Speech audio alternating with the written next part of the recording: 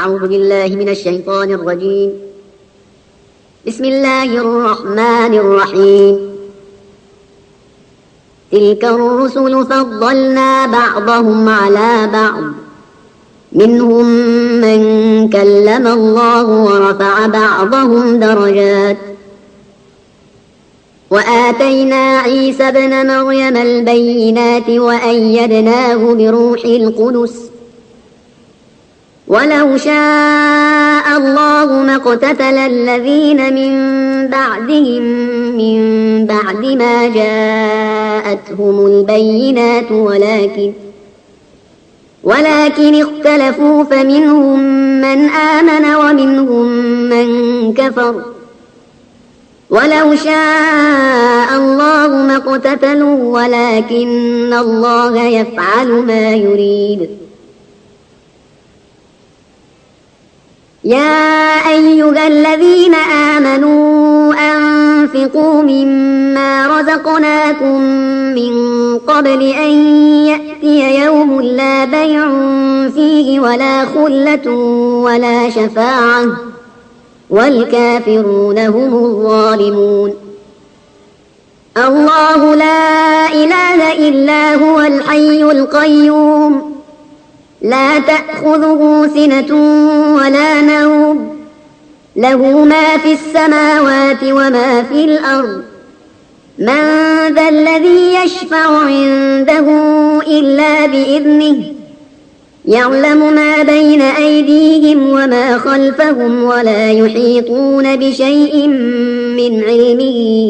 إلا بما شاء. وسع كرسيه السماوات والأرض ولا يؤوده حفظهما وهو العلي العظيم. لا إكراه في الدين، قد تبين الرشد من الغي، فمن يكفر بالطاغوت ويؤمن بالله فقد استمسك بالعروة الوثقى لا انفصام لها، والله سميع عليم. الله ولي الذين آمنوا يخرجهم من الظلمات إلى النور، والذين كفروا أولياؤهم الطاغوت يخرجونهم من النور إلى الظلمات، أولئك أصحاب النار هم فيها خالدون. ألم تر إلى الذي حاج إبراهيم في ربه أن آتاه الله الملك، إذ قال إبراهيم ربي الذي يحيي ويميت، قال أنا أحيي وأميت. قال إبراهيم فإن الله يأتي بالشمس من المشرق فأت بها من المغرب، فبهت الذي كفر، والله لا يهدي القوم الظالمين. أو كالذي مر على قرية وهي خاوية على عروشها، قال أنى يحيي هذه الله بعد موتها، فأماته الله 100 عام ثم بعثه، قال كم لبثت؟ قال لبثت يوما أو بعض يوم، قال بل لبثت 100 عام فانظر إلى طعامك وشرابك لم يتسنه، وانظر إلى حمارك ولنجعلك آية للناس، وانظر إلى العظام كيف ننشزها ثم نكسوها لحما، فلما تبين له قال أعلم أن الله على كل شيء قدير. وإذ قال إبراهيم رب أرني كيف تحيي الموتى، قال أولم تؤمن؟ قال بلى ولكن ليطمئن قلبي، قال فخذ 4 من الطير فصرهن إليك ثم اجعل على كل جبل منهن جزءا ثم ادعهن يأتينك سعيا واعلم أن الله عزيز حكيم. مثل الذين ينفقون أموالهم في سبيل الله كمثل حبة أنبتت 7 سنابل في كل سنبلة 100 حبة والله يضاعف لمن يشاء والله واسع عليم. الذين ينفقون أموالهم في سبيل الله ثم لا يتبعون ما أنفقوا منا ولا أذى لهم أجرهم عند ربهم ولا خوف عليهم ولا هم يحزنون. قول معروف ومغفرة خير من صدقة يتبعها أذى والله غني حليم. يا أيها الذين آمنوا لا تبطلوا صدقاتكم بالمن والأذى كالذي ينفق ماله رئاء الناس ولا يؤمن بالله واليوم الآخر فمثله كمثل صفوان عليه تراب فأصابه وابل فتركه صلدا لا يقدرون على شيء مما كسبوا والله لا يهدي القوم الكافرين.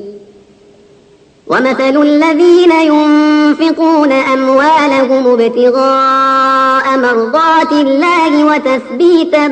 من أنفسهم كمثل جنة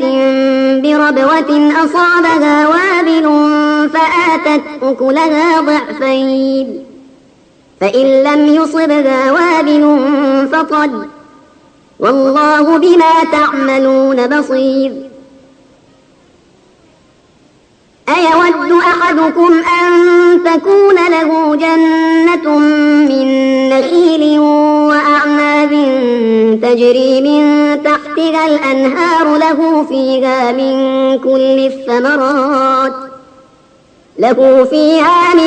كل الثمرات وأصابه الكبر وله ذرية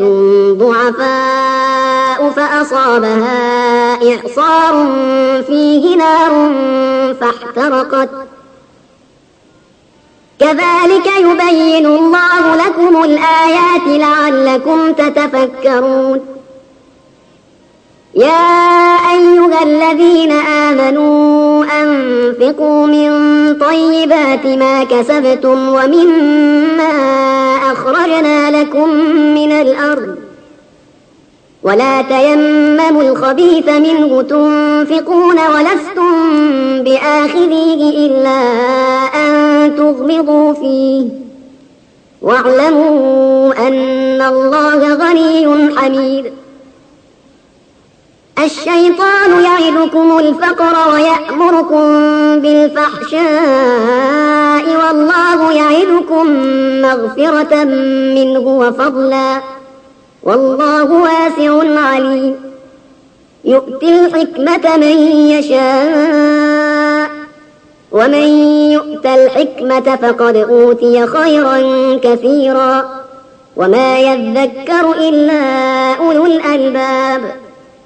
وما أنفقتم من نفقة أو نذرتم من نذر فإن الله يعلمه وما للظالمين من أنصار. إن تبدوا الصدقات فنعما هي وإن تخفوها وتؤتوها الفقراء فهو خير لكم ويكفر عنكم من سيئاتكم والله بما تعملون خبير. ليس عليك هداهم ولكن الله يهدي من يشاء وما تنفقوا من خير فلأنفسكم وما تنفقون إلا ابتغاء وجه الله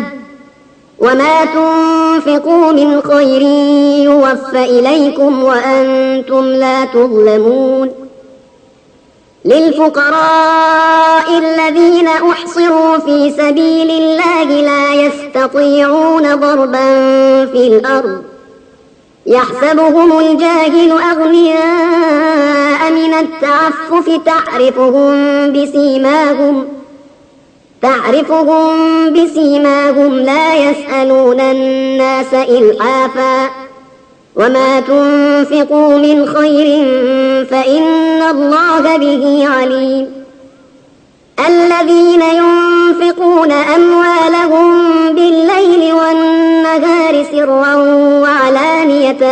فلهم أجرهم عند ربهم ولا خوف عليهم ولا هم يحزنون الذين يأكلون الربا لا يقومون إلا كما يقوم الذي يتخبطه الشيطان من المس ذلك بأنهم قالوا إنما البيع مثل الربا وأحل الله البيع وحرم الربا فمن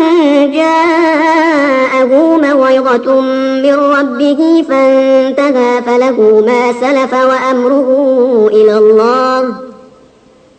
ومن عاد فأولئك أصحاب النار هم فيها خالدون يمحق الله الربا ويربي الصدقات والله لا يحب كل كفار أثيم إن الذين آمنوا وعملوا الصالحات وأقاموا الصلاة وآتوا الزكاة لهم أجرهم عند ربهم ولا خوف عليهم ولا هم يحزنون يا أيها الذين آمنوا اتقوا الله وذروا ما بقي من الربا إن كنتم مؤمنين فإن لم تفعلوا فأذنوا بحرب من الله ورسوله وإن تبتم فلكم رؤوس أموالكم لا تظلمون ولا تظلمون وإن كان ذو عسرة فنظرة إلى ميسرة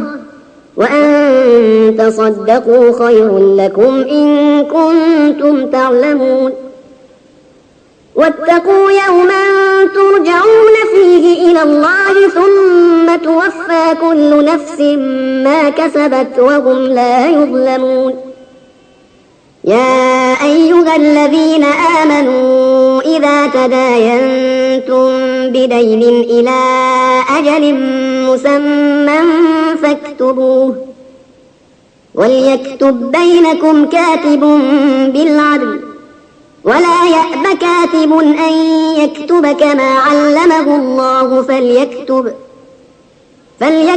وليملل الذي عليه الحق وليتق الله ربه ولا يبخس منه شيئا فإن كان الذي عليه الحق سفيها أو ضعيفا أو لا يستطيع أن يمله فليملل وليه بالعدل واستشهدوا شهيدين من رجالكم فإن لم يكونا رجلين فرجل وامرأتان ممن ترضون من الشهداء أن تضل إحداهما فتذكر إحداهما الأخرى ولا يأبى الشهداء إذا ما دعوا ولا تسأموا أن تكتبوه صغيرا أو كبيرا إلى أجله ذلكم أقسط عند الله وأقوم للشهادة وأدنى ألا ترتابوا إلا أن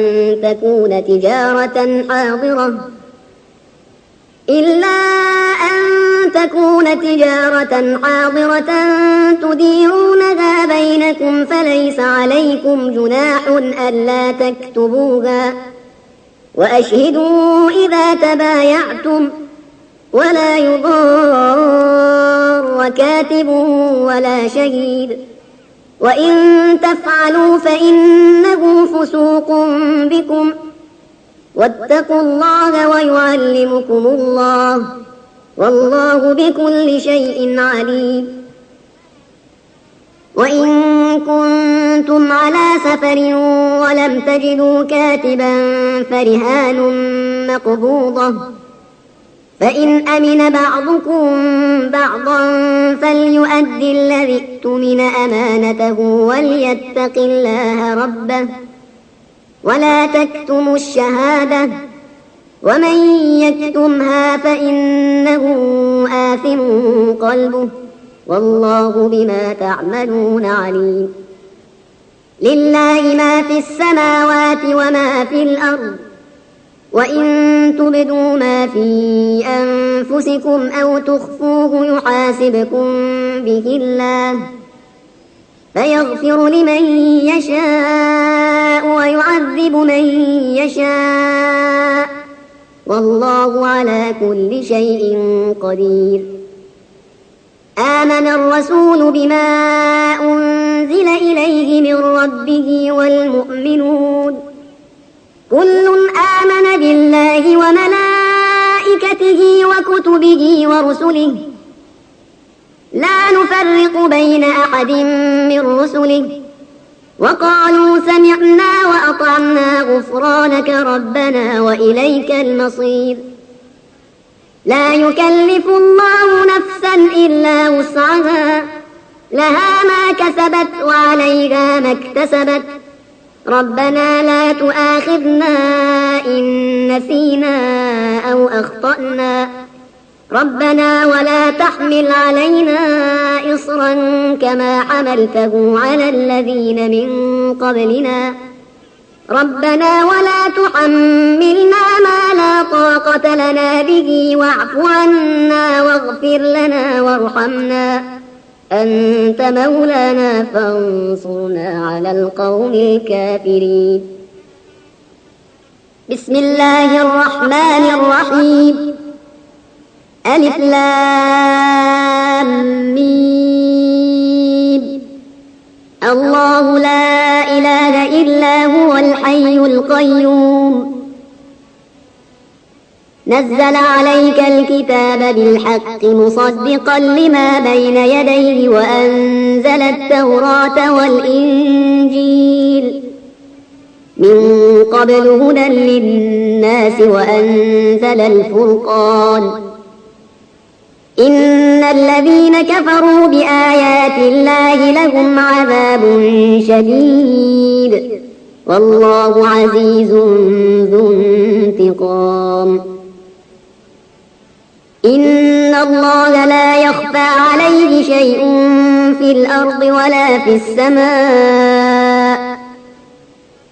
هو الذي يصوركم في الأرحام كيف يشاء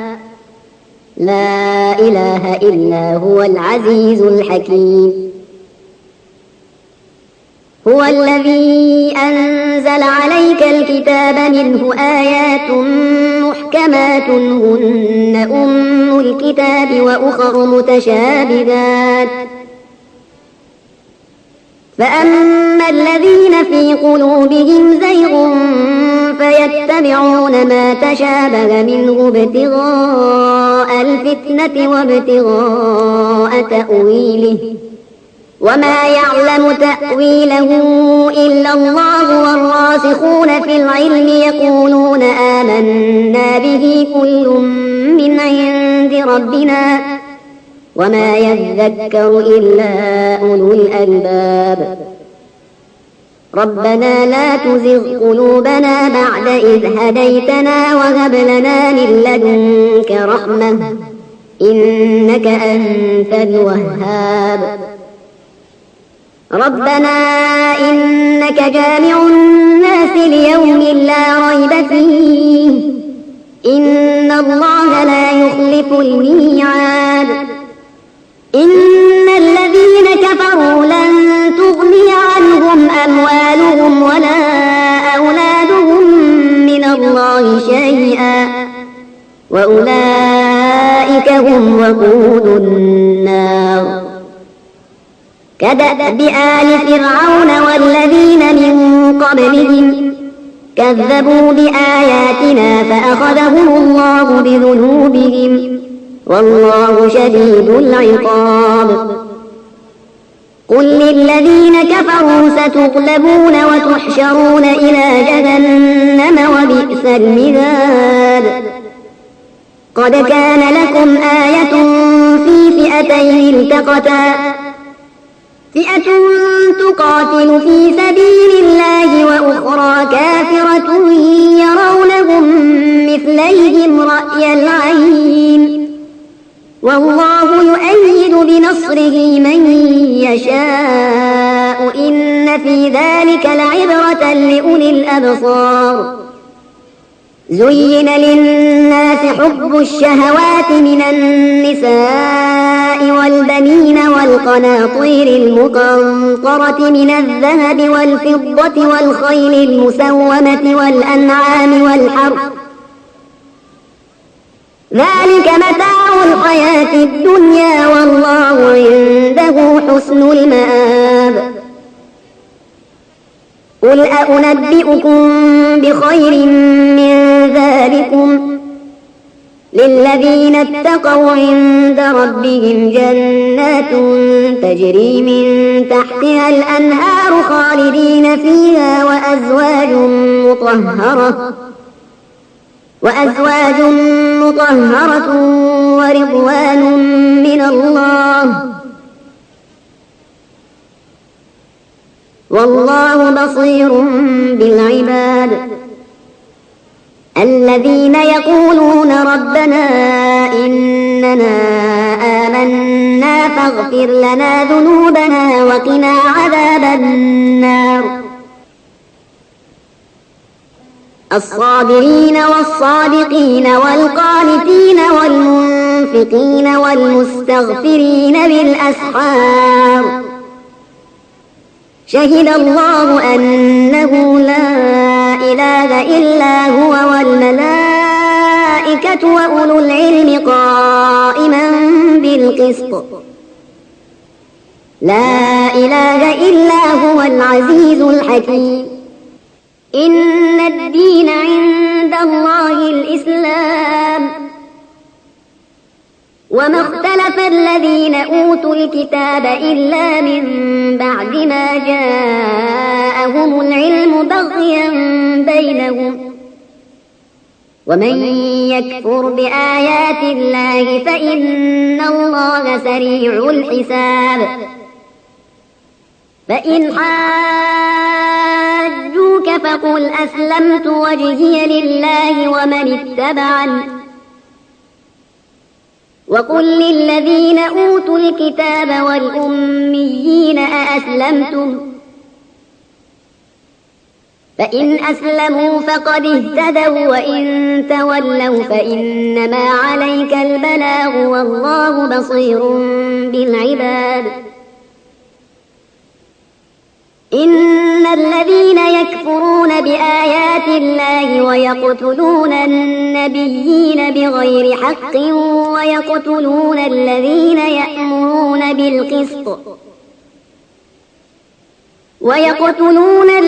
يأمرون بالقسط من الناس فبشرهم بعذاب أليم.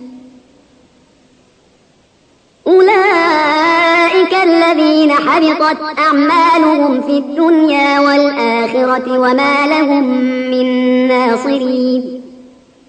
ألم تر إلى الذين أوتوا نصيبا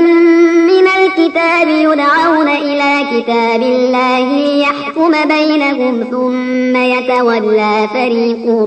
منهم وهم معرضون. ذلك بأنهم قالوا لن تمسنا النار إلا أياما معدودات وغرهم في دينهم ما كانوا يفترون. فكيف إذا جمعناهم ليوم لا ريب فيه ووفيت كل نفس ما كسبت وهم لا يظلمون. قل اللهم مالك الملك تؤتي الملك من تشاء وتنزع الملك ممن تشاء وتنزع الملك ممن تشاء وتعز من تشاء وتذل من تشاء بيدك الخير إنك على كل شيء قدير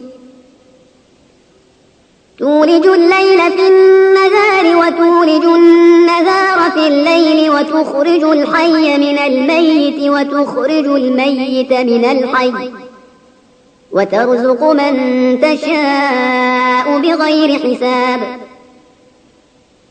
لا يتخذ المؤمنون الكافرين أولياء من دون المؤمنين ومن يفعل ذلك فليس من الله في شيء إلا أن تتقوا منهم تقاه ويحذركم الله نفسه وإلى الله المصير قل إن تخفوا ما في صدوركم أو تبدوه يعلمه الله ويعلم ما في السماوات وما في الأرض والله على كل شيء قدير يوم تجد كل نفس ما عملت من خير محضرا وما عملت من سوء تود لو أن بينها وبينه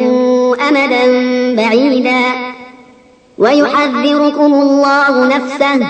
والله رءوف بالعباد قل إن كنتم تحبون الله فاتبعوني يحببكم الله ويغفر لكم ذنوبكم والله غفور رحيم قل أطيعوا الله والرسول فإن تولوا فإن الله لا يحب الكافرين إن الله اصطفى آدم ونوحا وآل إبراهيم وآل عمران على العالمين ذرية بعضها من بعض والله سميع عليم إذ قالت امرأة عمران رب إني نذرت لك ما في بطني محررا فتقبل مني إنك أنت السميع العليم فلما وضعتها قالت رب إني وضعتها أنثى والله أعلم بما وضعت وليس الذكر كالأنثى وإني سميتها مريم وإني أعيذها بك وذريتها من الشيطان الرجيم فتقبلها ربها بقبول حسن وأنبتها نباتا حسنا وكفلها زكريا كلما دخل عليها زكريا المحراب وجد عندها رزقا قال يا مريم أنى لك هذا قالت هو من عند الله إن الله يرزق من يشاء بغير حساب هنالك دعا زكريا ربه قال رب هب لي من لدنك ذرية طيبة إنك سميع الدعاء فنادته الملائكة وهو قائم يصلي في المحراب أن الله يبشرك بيحيى مصدقا بكلمة من الله وسيدا وحصورا ونبيا من الصالحين قال رب أنى يكون لي غلام وقد بلغني الكبر وامرأتي عاقر قال كذلك الله يفعل ما يشاء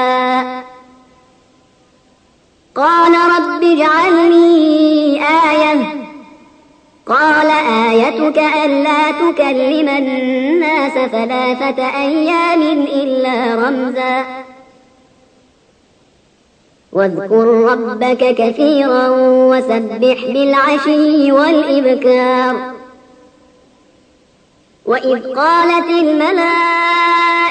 يا مريم إن الله اصطفاك وطهرك واصطفاك على نساء العالمين يا مريم اقنتي لربك واسجدي واركعي مع الراكعين ذلك من أنباء الغيب نوحيه إليك وما كنت لديهم إذ يلقون أقلامهم أيهم يكفل مريم وما كنت لديهم إذ يختصمون إذ قالت الملائكة يا مريم إن الله يبشرك بكلمة منه اسمه المسيح عيسى ابن مريم وجيها في الدنيا والآخرة ومن المقربين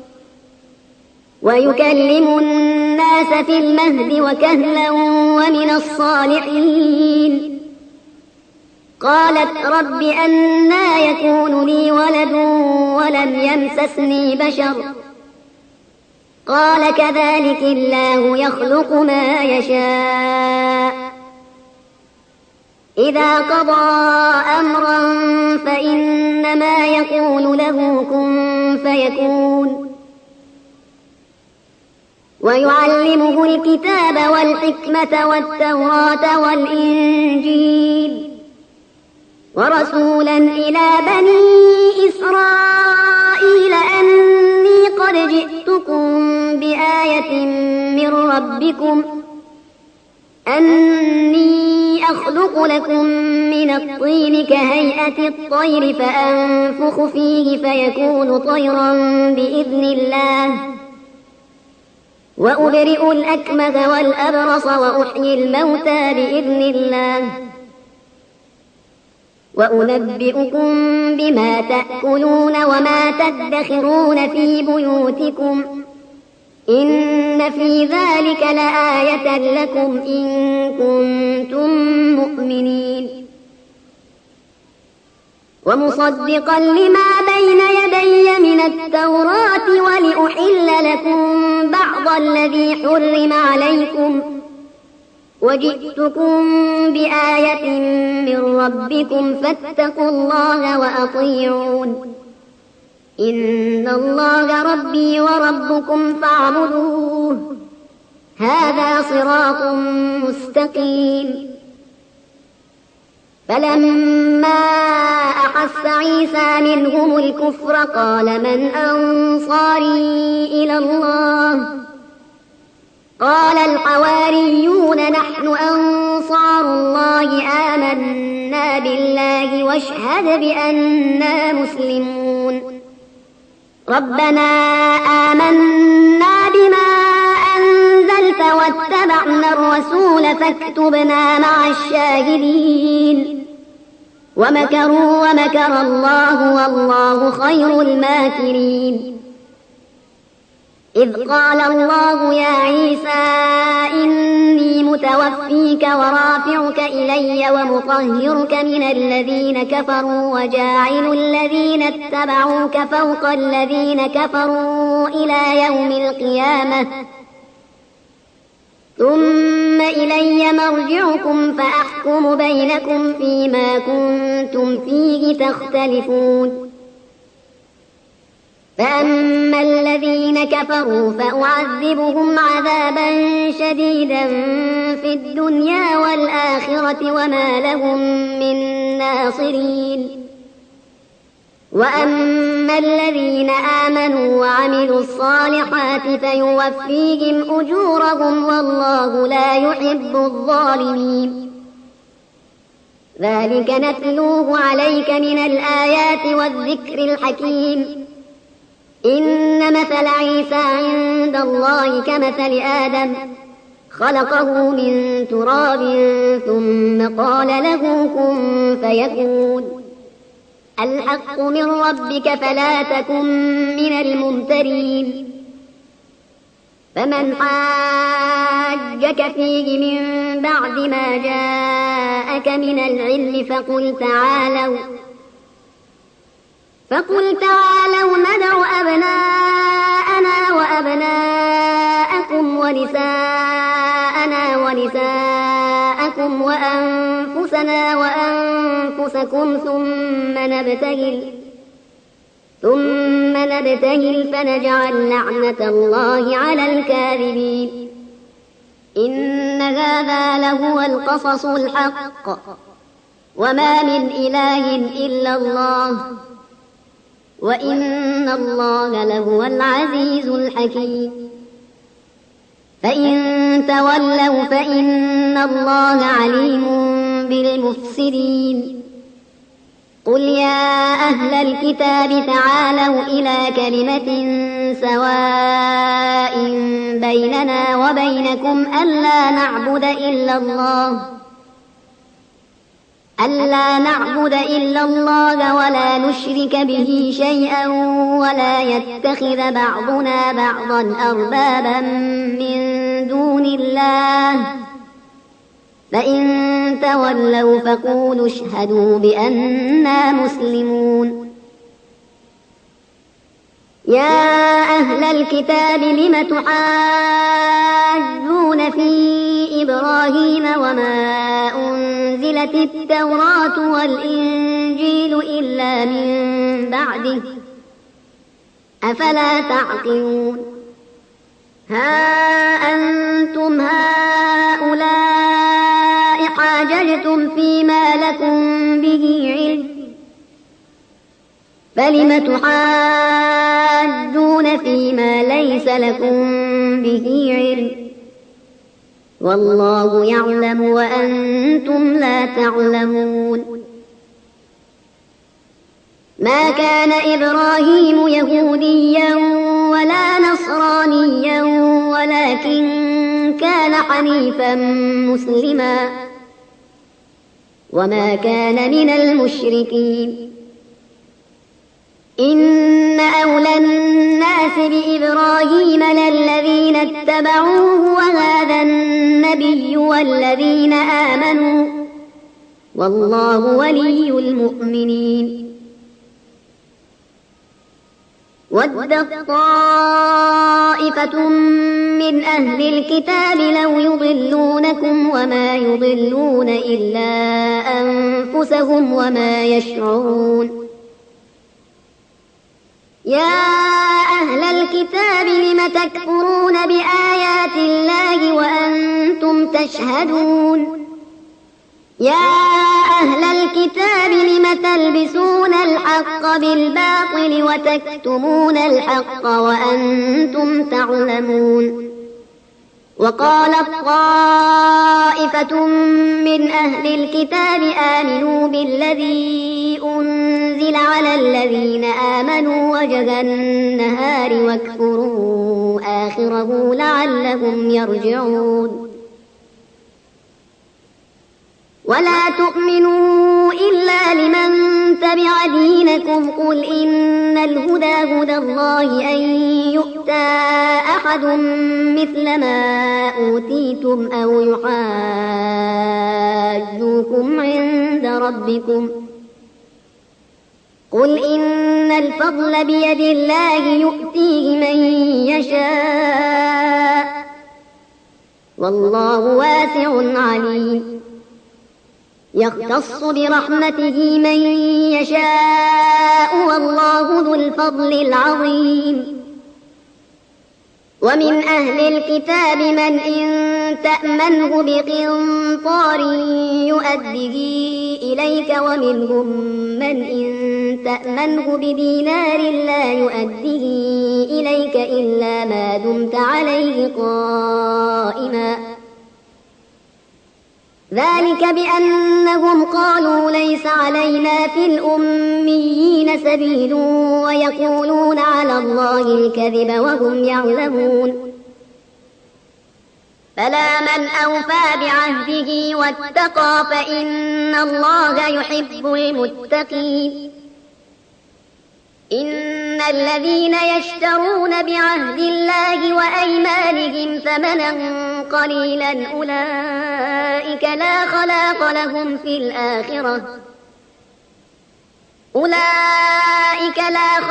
لهم في الآخرة ولا يكلمهم الله ولا ينظر إليهم يوم القيامة ولا يزكيهم ولهم عذاب أليم وإن منهم لفريقا يلوون ألسنتهم بالكتاب لتحسبوه من الكتاب وما هو من الكتاب ويقولون هو من عند الله وما هو من عند الله ويقولون على الله الكذب وهم يعلمون ما كان لبشر أن يؤتيه الله الكتاب والحكم والنبوة ثم يقول للناس كونوا عبادا لي من دون الله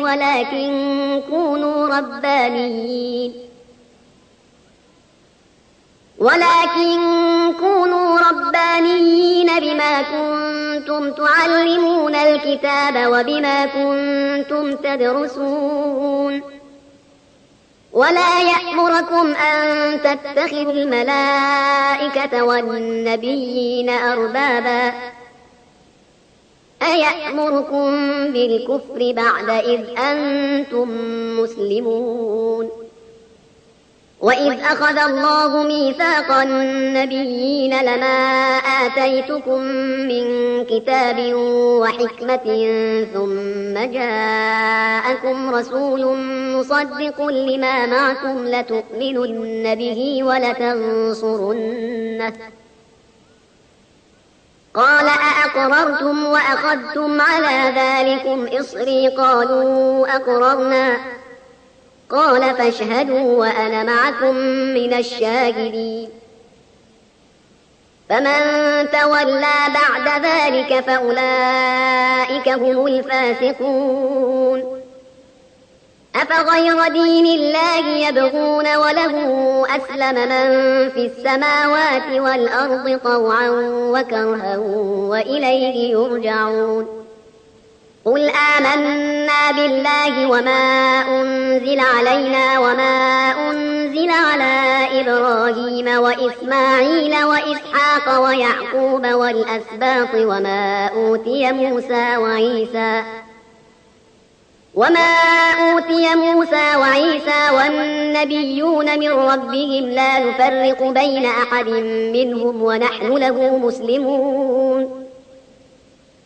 ومن يبتغ غير الإسلام دينا فلن يقبل منه وهو في الآخرة من الخاسرين